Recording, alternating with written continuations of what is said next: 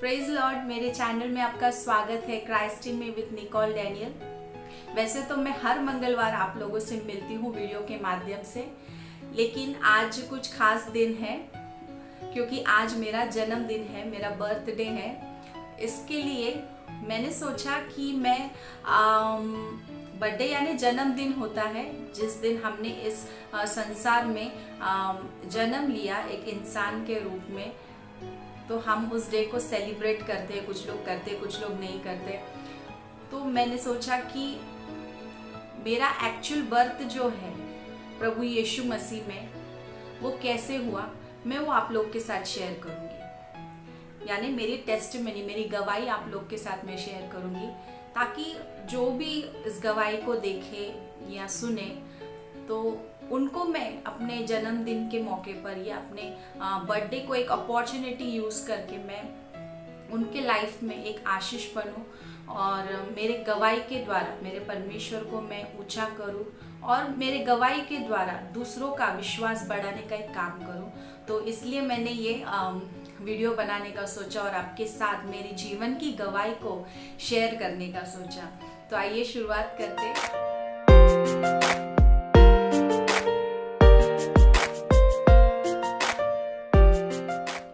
मुझे मेरी गवाही आप लोग के साथ शेयर करने में बहुत ही खुशी हो रही है और बहुत ही मैं एक्साइट भी फील कर रही हूँ।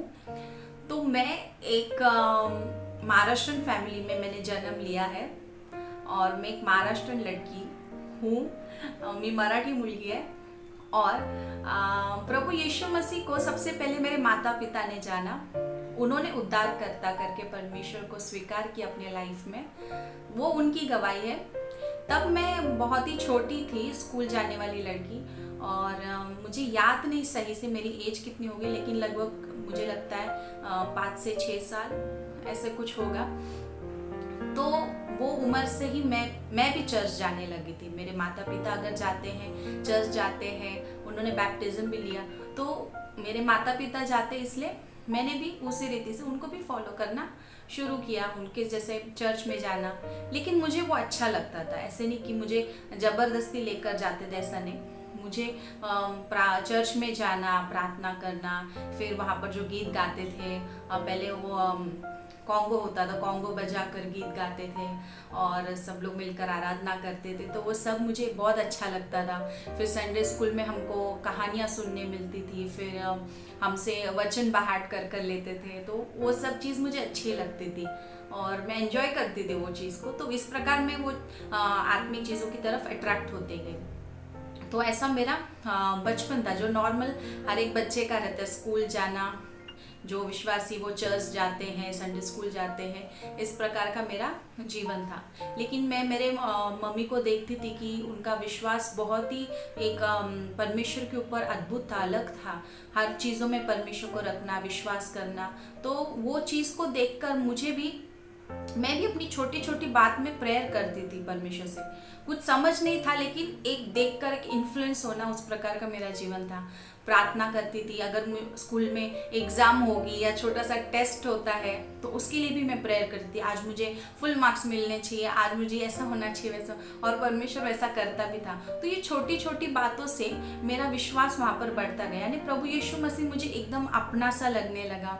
यीशु मसीह को मैं मतलब प्यार कर, मेरा फैमिली मेम्बर है, और जैसे मैं अपने पेरेंट्स से कुछ मांगूंगी तो मुझे देते हैं, वैसे प्रभु यीशु मुझे लगने लगा।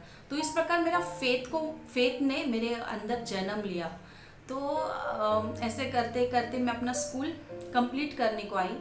तो 9th और 10th स्टैंडर्ड हम जानते बहुत इम्पोर्टेंट रहता है, और मुझे मेरे मन के अंदर, मैं पढ़ाई में अच्छी थी, तो मुझे ऐसा लगता था कि मैं अपने एसएससी में बोर्ड एग्ज़ाम्स में स्टेट के अंदर मैं टॉप कर सकती हूँ अगर मैंने ज़्यादा मेहनत की तो। ऐसा मेरा इच्छा था मेरे स्टडीज़ को लेकर।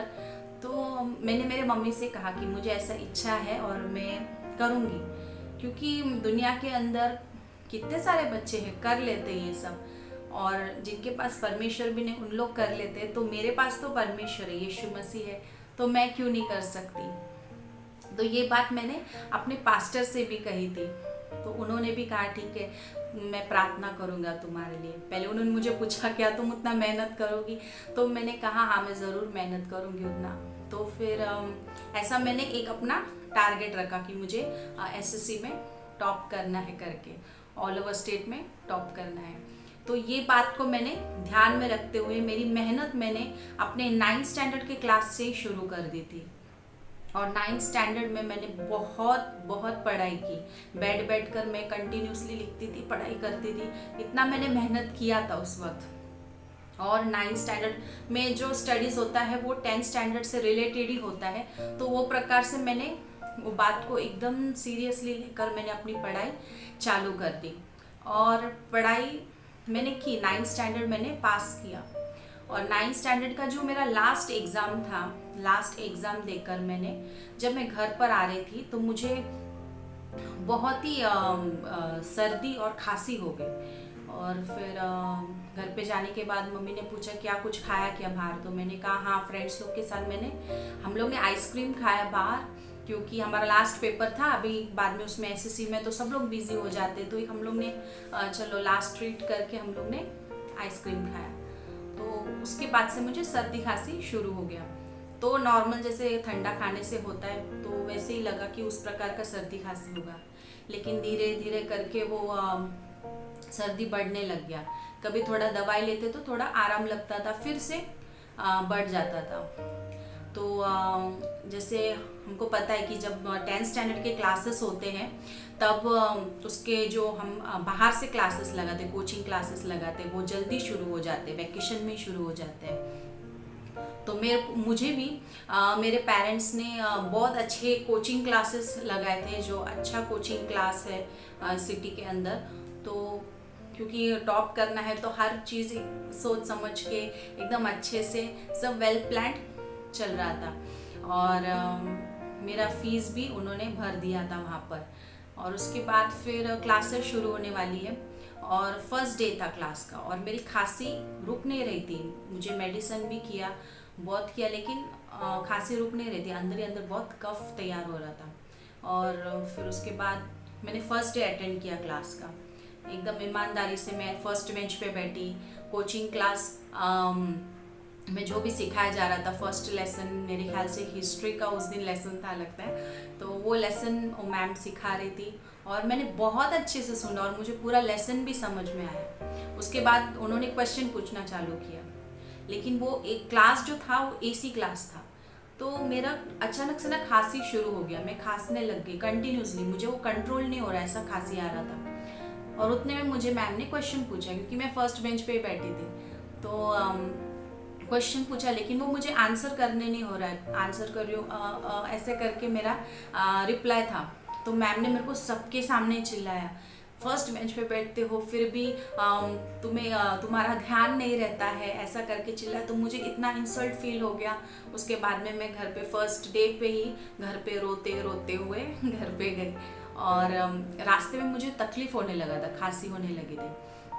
तो मम्मी को मैंने फ़ोन किया, मुझे खांसी हो रही, तो मम्मी ने कहा कि वहाँ पर एक हॉस्पिटल है, तुम वहाँ से थोड़ा दवाई ले लो जाके।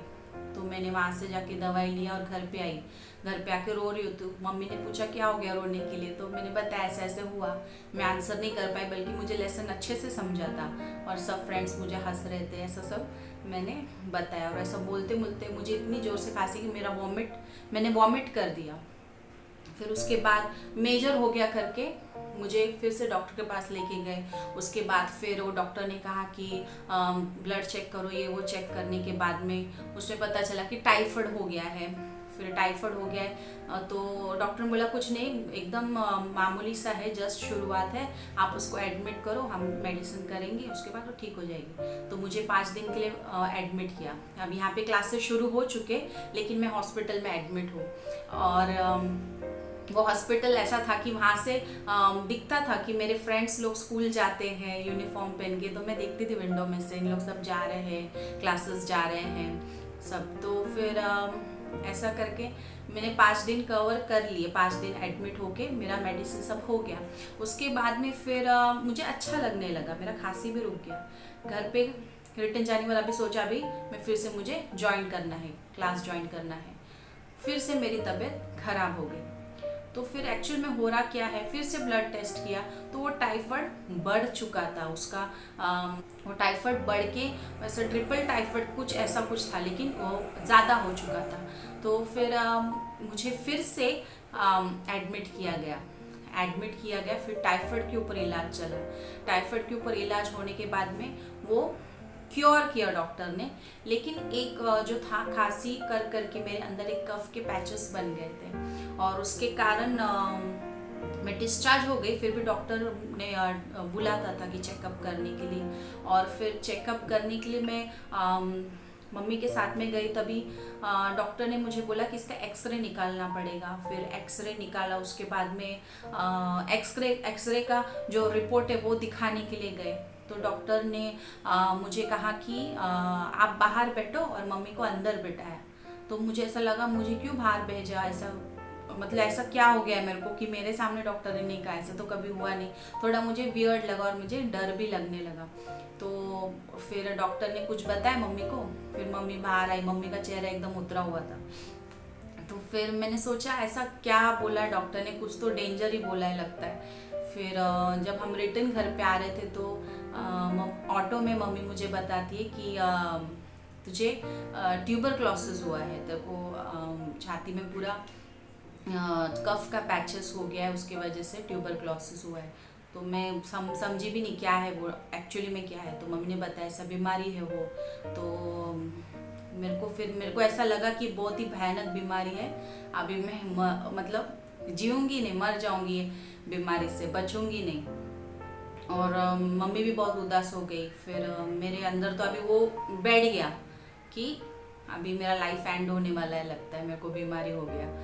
तो हम लोग घर पे आ गए। उसके बाद में फिर अच्छा डॉक्टर जो इसको ट्रीट कर सकता है बीमारी को, उस डॉक्टर के पास मुझे लेकर गए। तो मेरे मम्मी पापा मुझे लेकर जाने बाद मुझे फिर से वहाँ पर बाहर बिठाए।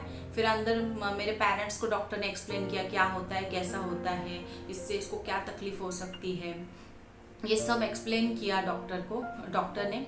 और उसके बाद में फिर वही डॉक्टर ने दूसरा एक अच्छा डॉक्टर रिकमेंड किया जो स्पेशलिस्ट है इस चीज़ में, इस बीमारी के लिए। तो फिर मेरे पेरेंट्स फिर से उदास होकर बाहर आए। और मतलब वो जो डॉक्टर को रिकमेंड किया था वो डॉक्टर का हम लोग ने अपॉइंटमेंट लिया था। तो उसके एक दिन पहले ही क्या हुआ, मैं रात को सो रही थी। सोते सोते मुझे बहुत ही ऐसा अलग सा एक बेचैनी होने लगा, एक अलग सा अंदर ही अंदर एक अलग सा फीलिंग आने लगा, एक अलग स्मेल आने लगा। तो मैं उठी और एकदम ज़ोर से खांसने लगी और बेसिन में मैं खांस के अपना कफ निकाल रही थी। तो मेरे पूरा मुंह में से मैंने ब्लीडिंग पूरा निकला, मुंह से पूरा खून का उल्टी निकला। तो वो देख के मैं डर गई। जब भी मैं खांसती हूँ खून का उल्टी करती हूँ, जब भी मैं खांस रही हूँ खून का उल्टी करती हूँ। तो मेरा पेरेंट्स डर गए। तो उसी सवेरे मेरे को ऐसे खड़े रहने के लिए भी नहीं हो रहा था। तो मुझे उसी दिन दूसरे डॉक्टर के हॉस्पिटल में एडमिट किया। तो अभी उधर भी वहाँ पर उन्होंने चेक किया, पूरा मेरा हिस्ट्री जो था, फाइल जो था वो चेक किया, ये सब प्रोसीजर हुआ। फिर वहाँ पर मुझे एडमिट किया गया। और अब खून की उल्टी हो गई, मतलब मैंने ये सोच लिया कि मुझे अभी चांसेस नहीं है लाइफ में, मैं बचने वाली नहीं हूँ। तो ये चीज़ मेरे जहन में बैठ गई कि मेरे लिए लाइफ नहीं है, अभी मैं जीऊँगी नहीं लगता है। और जो एक सोच थी मेरी लाइफ में कुछ करने की, पढ़ाई करने की, या फिर अपने करियर को अच्छा बनाने की, एक अच्छी सोच थी, मैंने अच्छा ही सोचा था, या फिर एक अच्छी बात मैंने परमेश्वर के सामने रखी थी मेरे पढ़ाई के विषय में, वो भी पूरा फेल होते जा रहा था।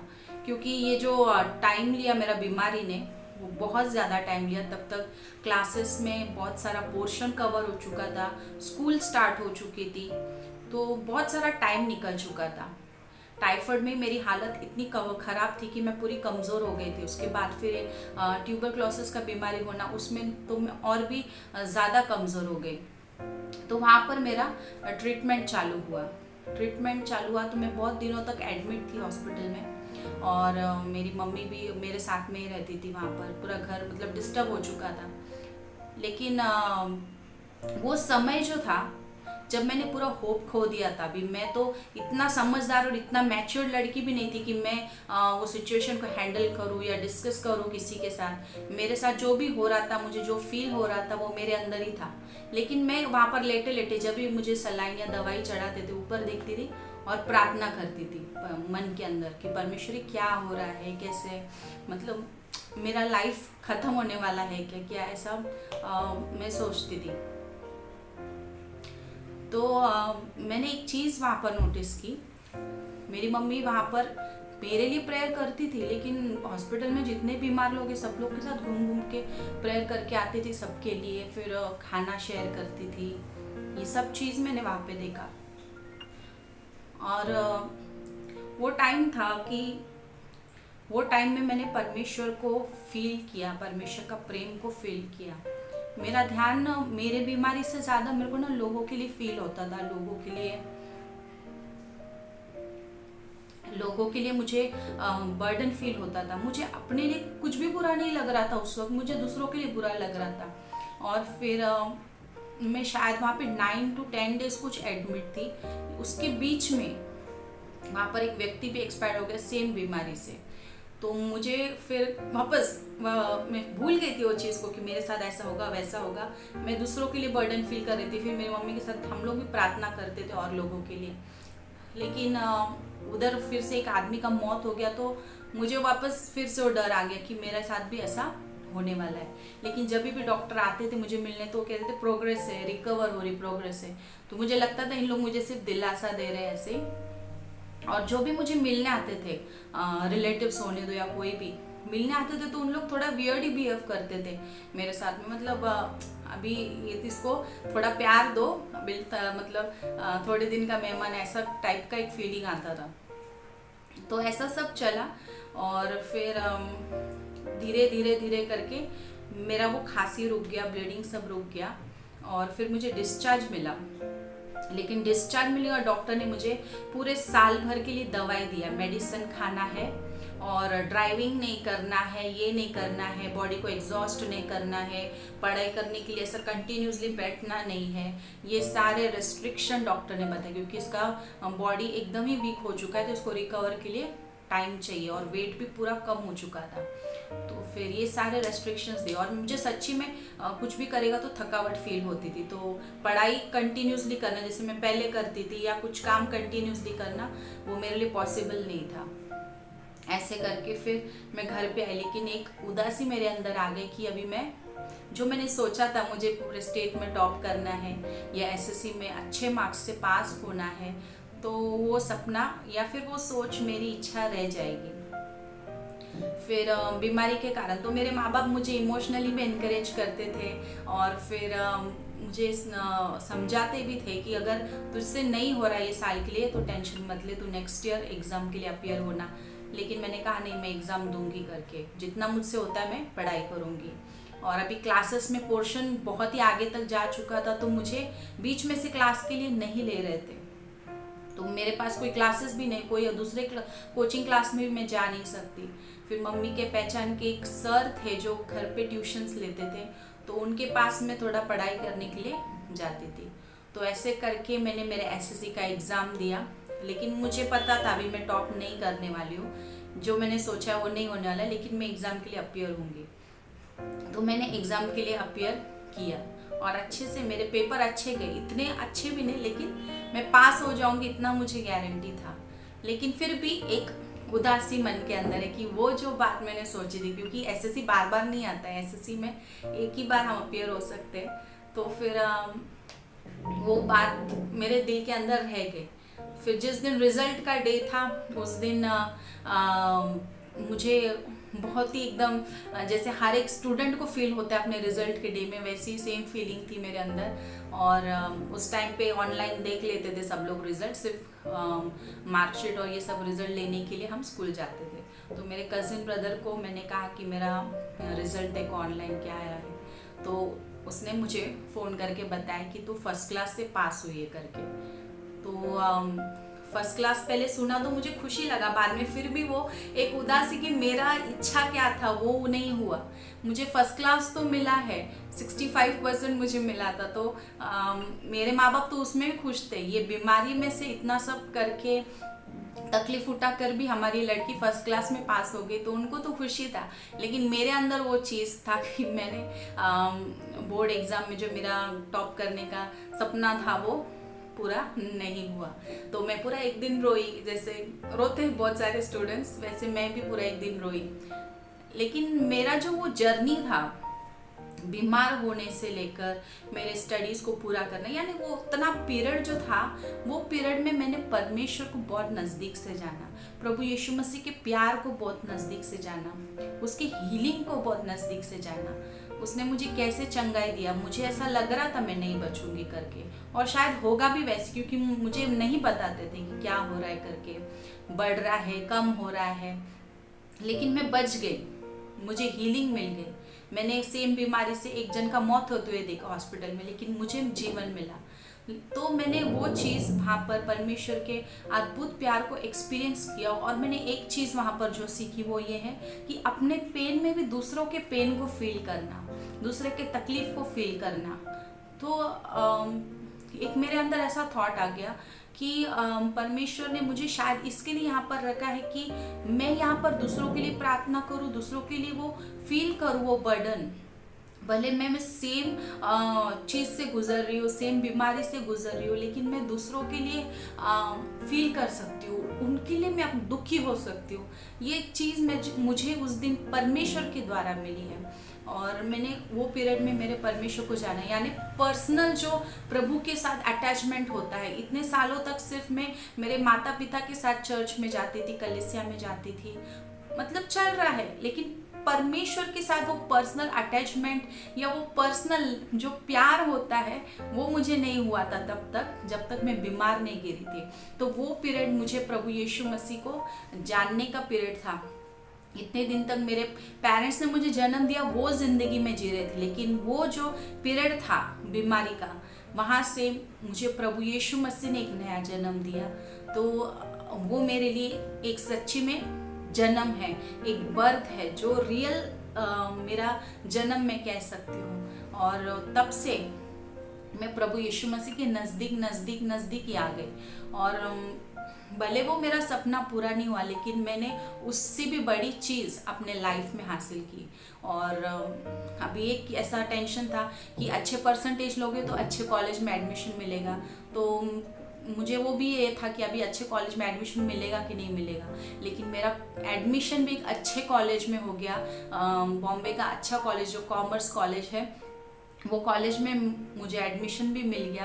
अच्छे मतलब जो जहाँ पर अच्छे परसेंटेज वाले, डिस्टिंक्शन में आने वाले, टॉप करने वाले बच्चे लोग पढ़ते हैं, ऐसे क्लास में मुझे वहाँ पर कॉलेज में एडमिशन मिल गया था। तो मेरे लिए वो गवाही थी, मतलब मेरी योग्यता से भी बढ़कर परमेश्वर ने मुझे दिया। लेकिन ये जो भी चीज़ मेरे जीवन में हुई, वो बीमारी थी, जो भी था, लेकिन मैंने परमेश्वर के प्रेम को उस वक्त जाना। और मेरा एज ज़्यादा कुछ नहीं था, जितना जैसे मेरे मैच्योरिटी थी वो एज में, जो उतना मैं परमेश्वर को समझने लगी। लेकिन जैसे जैसे मेरी एज भी बढ़ती गई, मैं परमेश्वर के प्यार को और भी क्लोजली अनुभव करती गई। ऐसे कर करके परमेश्वर ने मेरे लाइफ में ऐसे बहुत सारे एक्सपीरियंस दिए। अगर मैं सब शेयर करने लगूंगी तो वीडियो बहुत लंबी हो जाएगी, लेकिन मैं जो भी बता रही हूँ शॉर्ट में बता रही हूँ। तो बहुत सारी ऐसी चीज़ें मेरे लाइफ में भी हुई जहाँ पर फिर से मैं होपलेस हो गई, फिर से मैं टूट गई। मेरे लाइफ में ऐसा भी एक स्टेज आया जब मेरी शादी हो गई, तो मैं सेपरेशन से भी गुजरी हूँ, मेरे हस्बैंड से मैं सेपरेट भी हो गई थी। ऐसा भी एक पीरियड मेरे लाइफ में आया। उसके बाद में परमेश्वर के अनुग्रह से हम फिर से जुड़ गए। एक ऐसा फेज भी मेरे लाइफ में आया, मैंने एक पास्टर से शादी की, और उस शादी के बाद भी ऐसा लाइफ में एक प्रॉब्लम आना, ये भी चीज़ मेरे लाइफ में हुई है। फिर बीमारी से, फिर क्या बोलते, निंदा अपमान से, और बहुत सारी चीज़ जो शायद मैं पूरा एक्सप्लेन नहीं कर पाऊंगी आपको, लेकिन ऐसी बहुत सारी चीज़ मेरे लाइफ में हुई है। मैंने सुसाइड कितनी बार अटेम्प्ट करने की कोशिश की है। मैंने अपने लाइफ में एकदम मैं फेलियर हूँ, लूज़र हूँ, ऐसे स्टेट में मैं जाकर परमेश्वर ने मुझे उठाया है। तो बहुत सारी चीज़ मैंने फेस की अपने लाइफ में, लेकिन इतना पूरा डिटेल में नहीं बता पाऊँगी मैं। लेकिन इतना मैं आप लोगों को बताना चाहती हूँ कि इन सारी चीज़ में जितना भी मेरे लाइफ में उतार चढ़ाव हुए हैं, जितना भी कुछ मेरे लाइफ में हुआ है, उसमें केवल मैंने परमेश्वर के प्रेम को जाना है, प्रभु यीशु मसीह के प्रेम को जाना है। मेरा हमेशा से एक प्रेयर है परमेश्वर से कि प्रभु यीशु जो लाइफ आपने जिया वो लाइफ, मेरा परमेश्वर से हमेशा यही प्रेयर रहा है कि प्रभु यीशु जो लाइफ आपने जी है वैसी लाइफ मुझे जीनी है। ऐसा मैं प्रेयर करती थी। तो जब मेरे लाइफ में स्ट्रगल आना चालू हो गया तो मैं ये समझ पाई कि मेरा प्रभु यीशु मसीह कैसे था इस दुनिया में, वो किस प्रकार से फेस करता था हर एक चीज़। लेकिन उसका जो पिता का इच्छा पूरा करने का उसका जो एक निर्णय था, वो निर्णय को उसने कैसे पूरा किया। तो मुझे प्रभु यीशु मसीह की लाइफ हमेशा इन्फ्लुएंस करती। मेरा लाइफ में अभी जो भी स्ट्रगल होता है, मैंने ऐसा नहीं कि एक ही दिन में मैं एकदम परफेक्ट बन गई, एक ही दिन में मैंने सब कुछ जान लिया, ऐसा नहीं। मैंने अपने हर एक गिरने में, उठने में, हर एक स्ट्रगल में, हर एक रोने में, डिप्रेशन में, मैंने हर एक बात में परमेश्वर को जाना है।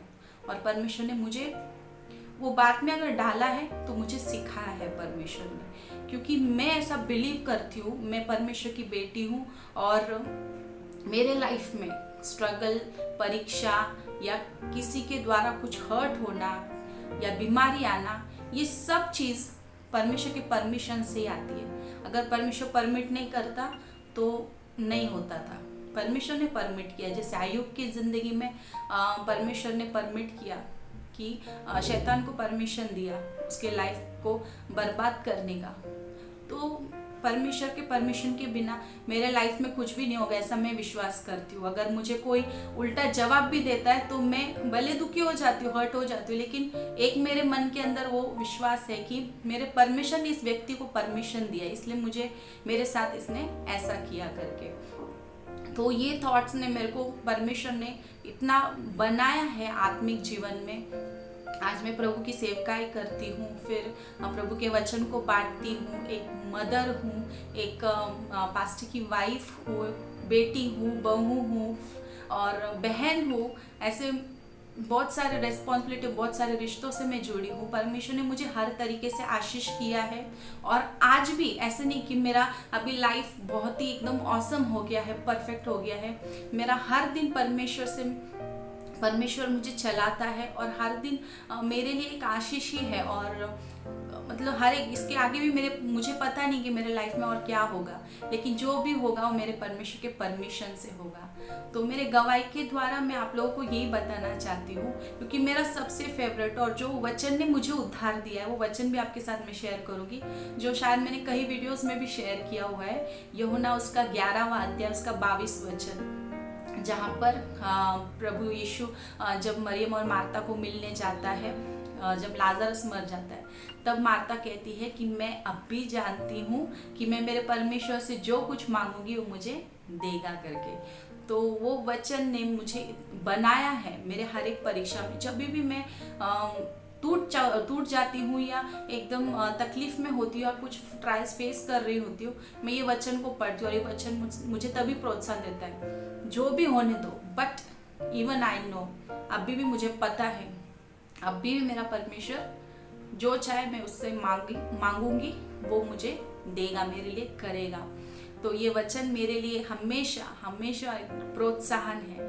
तो मेरा परमेश्वर बहुत अच्छा है, उसने मेरे लाइफ को बहुत खूबसूरत बनाया है, क्योंकि उसमें प्रभु यीशु मसीह है, मेरा प्रभु यीशु मसीह, इसलिए मेरा लाइफ ब्यूटीफुल है। मेरा प्रभु यीशु मसीह मेरे लाइफ में है, इसलिए मेरा लाइफ परफेक्ट है।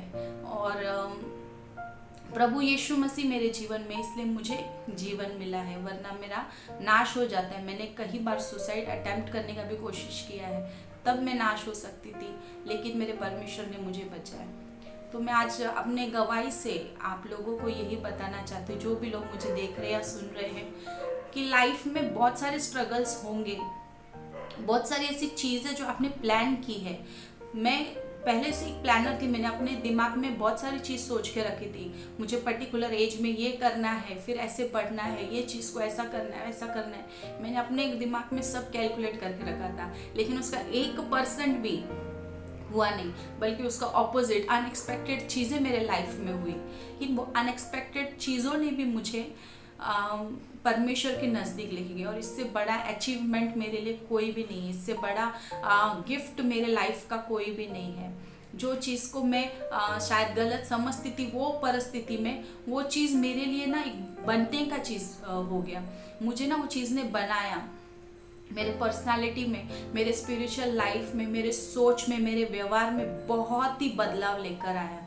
मैं मतलब एक करियर ओरिएंटेड और एक स्टबबॉर्न व्यक्ति थी, जो मुझे करना है मतलब वो करना ही है। मेरे माता पिता को भी मेरा ही नेचर पता है कि मैं कैसे डील करती थी उन लोग के साथ में। तो लेकिन हर चीज़ ने मुझे बनाया है। तो मैं मेरे लाइफ में गलत भी जो कुछ हुआ है उसको मैं रिग्रेट नहीं करती हूँ, क्योंकि वो जो भी चीज़ हो गया मेरे परमेश्वर के परमिशन से हुआ है, और मेरे परमेश्वर की महिमा के लिए हुआ है। और जिस स्थान पर वो मुझे लेकर जाना चाहता है, और जो वो मुझसे कराना चाहता है, वहाँ पर, वो जगह पर मैं वो परफेक्शन में आने के लिए परमेश्वर जो भी मेरे जीवन में परिस्थिति को लेकर आया और लेकर आएगा, तो वो हर चीज़ मुझे बनाएगा वो महिमा के लिए। तो मैं परमेश्वर को बहुत धन्यवाद देती हूँ। परमेश्वर ने मुझे एक अच्छा लाइफ दिया है, फैमिली दी है, कलीसिया दी है, और एक ऐसे पैंडेमिक के सिचुएशन में परमेश्वर ने बहुत सुरक्षित रखा है और संभाला है, और उसकी सेवकाई के लिए परमेश्वर मुझे इस्तेमाल करता है। इसलिए मैं परमेश्वर को धन्यवाद देती हूँ। और जितने भी लोग मेरी गवाही को सुन रहे हैं, परमेश्वर आप सब से जिस तरह मुझसे प्यार करता है, मेरी योग्यता से बढ़कर मेरे परमेश्वर ने मुझे बहुत कुछ दिया है, तो वो आपसे भी उतना ही प्यार करता है। आपका डिप्रेशन, आपका तकलीफ, सुसाइड थॉट्स आने वाला चीज़, ये चीज़ को सब हटा सकते हैं। आप अकेला फील करते होंगे कभी कभी, आप आपके प्रॉब्लम्स में एकदम ऐसे उदास होते रहेंगे, या फिर जो आपने सोचा है वो वैसा नहीं हो रहा होगा, उसका उल्टा ही, उसके अलग ही कुछ हो रहा होगा आपके लाइफ में। लेकिन आप निराश मत होना, वो चीज़ में आप प्रभु यीशु मसीह को ढूंढना, वो आपको मिलेगा, और वो आपकी प्रॉब्लम्स के अंदर भी आपको एक अलग सा सांत्वना, एक अलग सा खुशी, अलग सा पीस फील होगा। इसके लिए डिप्रेस मत होना। डिप्रेशन में हम गलत कदम उठाते हैं, डिप्रेस होते तो हमें सारी दुनिया गलत लगती है। डिप्रेस जब हम होते तो हम सेल्फ पिटी, हम खुद के ऊपर ही तरस खाना शुरू कर देते हैं कि ये क्या हो रहा है, क्यों हो रहा है। लेकिन प्रभु यीशु मसीह को जानो, उसके प्यार को जानो, वो सब कुछ हील कर देगा। परमेश्वर का प्रेम सबको हील कर देगा। तो मेरे जीवन की भी यही गवाही है कि परमेश्वर का प्रेम मुझे मिला है, सबसे बड़ा ट्रेजर मेरे पास है। इसलिए मैं इन दिनों में भी वो ट्रेजर को लोगों के साथ शेयर करने का कोशिश करती हूँ। जो प्यार, जो स्ट्रगल मेरे लाइफ में, मैंने पर्सनल लाइफ में फेस किया है, मैं चाहती हूँ कि ये वीडियो से वो एक भी व्यक्ति अगर इस चीज़ को समझ पाए कि परमेश्वर का प्रेम हर एक प्रॉब्लम से, हर एक डिप्रेशन से, हर एक तकलीफ से बड़ा है, तो वो अपने लाइफ में शायद मैं जो गलतियाँ की है वो गलतियों को वो नहीं करेगा। तो मैं विश्वास करती हूँ परमेश्वर ने मेरे लाइफ के, मेरे जीवन के गवाही के द्वारा आपको आशीषित किया है। सारी बातों को लेकर मैं केवल परमेश्वर को सारा महिमा देना चाहती हूँ।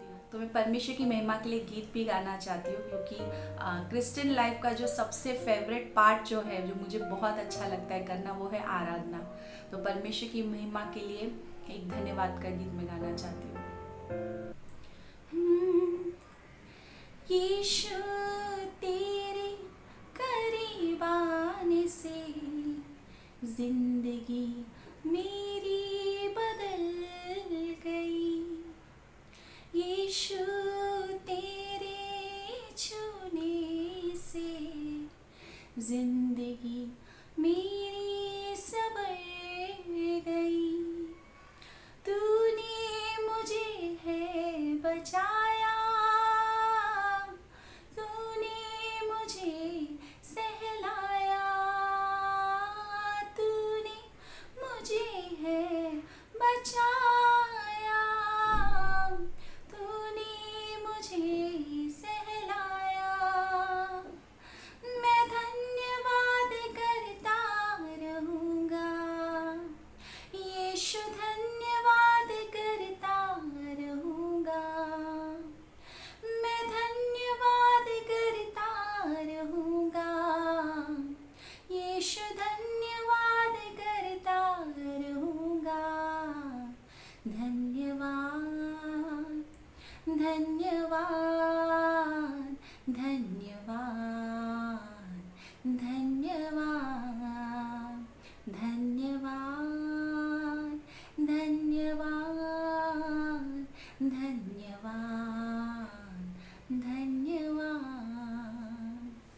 God bless you all.